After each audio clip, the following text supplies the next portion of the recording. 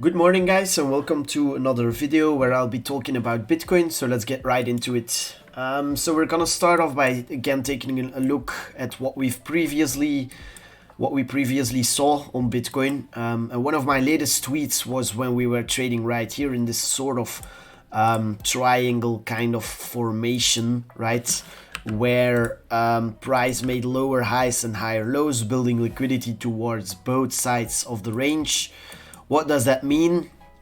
It is likely that the first move out of that triangle gets faded, okay?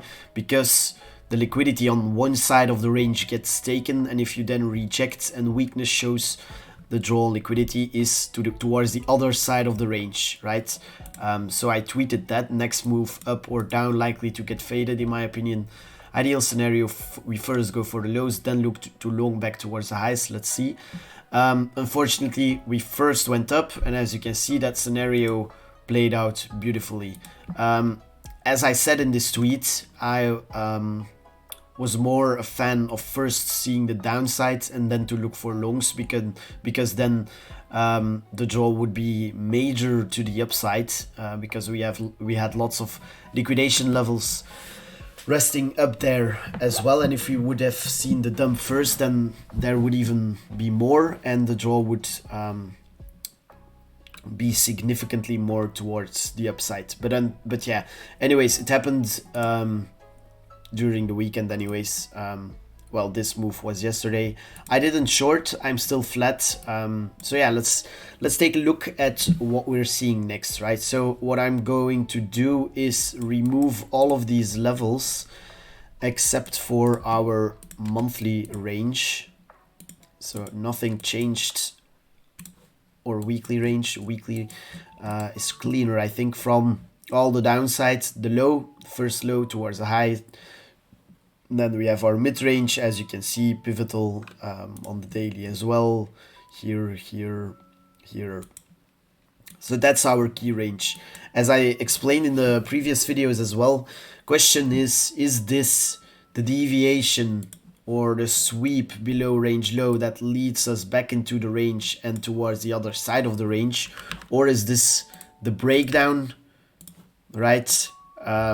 Before heading lower. Now everyone's asking themselves whether it is the deviation or it is the breakdown. Now in my opinion it doesn't matter, right? What does matter is what we're trading. So what do I want to see to confirm this is a deviation, a break back inside the range? At least a significant daily close above this level, ideally a weekly close. Now with that being said, let's dive into some higher time frame levels, right? Let's see what the monthly has done. So monthly unfortunately didn't manage to close back within this range, but closed below. So, and as you can see, the retest held. So as long as we are below this level, right, I'd be cautious looking for longs, okay? Let's dive into the weekly, and on the weekly, what do we see? Significant weekly close last week, closed pretty damn strong. But what I don't like on the weekly is that this week swept last week's high and is back below the weekly open, okay? So while seeing this, what we can immediately say, last week's high, is that whenever price is bullish, we'll need a break back above that weekly open and a break back above that last week's high, okay? Let's mark out last week's low as well.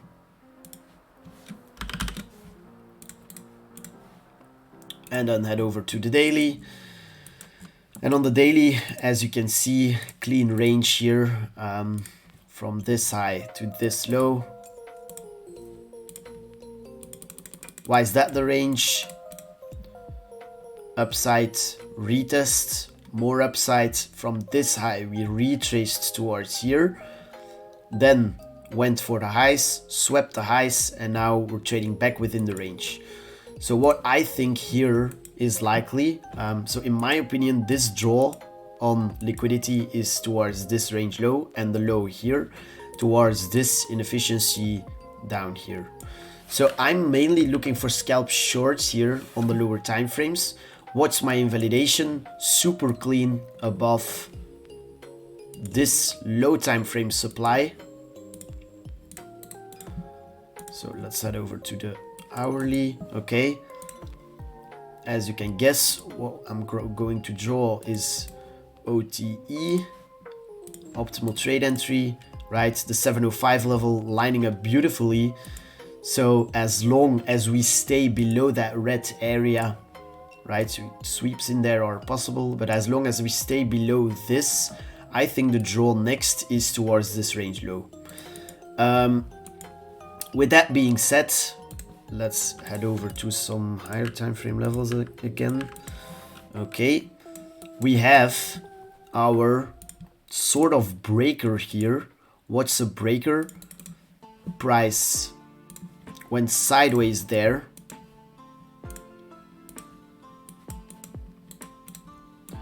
Sideways price action, broke down, telling us people were accumulating shorts here, right? Price retests the area, rejects, okay, some resistance here, and then just blasts through. And what we can see here, sorry, gonna drink my coffee. Okay, as you can see, price returns to that area. What do these people do? They get out of their shorts, acting as buying powder, okay? So price bounces. So whenever price returns to that area, you want to see bullish PA. So if we do this, boom, go for the low and see a bullish reaction, I might as well look for longs again, back towards the highs, because then major liquidity has been swept, and the draw would be towards the upside again. Okay, I hope that makes sense. Let's just take a quick look at our liquidation levels again and see if those line up.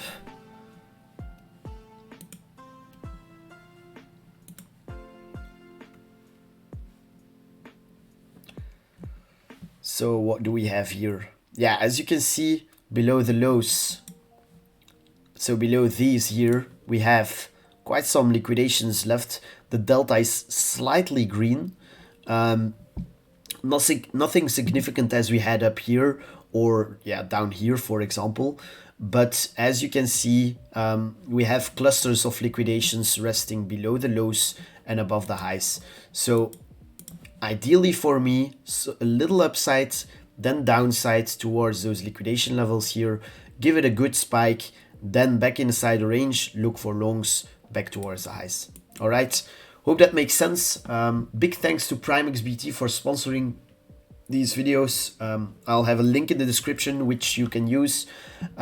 Use my promo code, you can get up to $7,000 in bonus. Leave a like on the video, subscribe to my YouTube, put on notifications. All right, I'll be uploading much more videos, and I'll see you in the next one. Peace.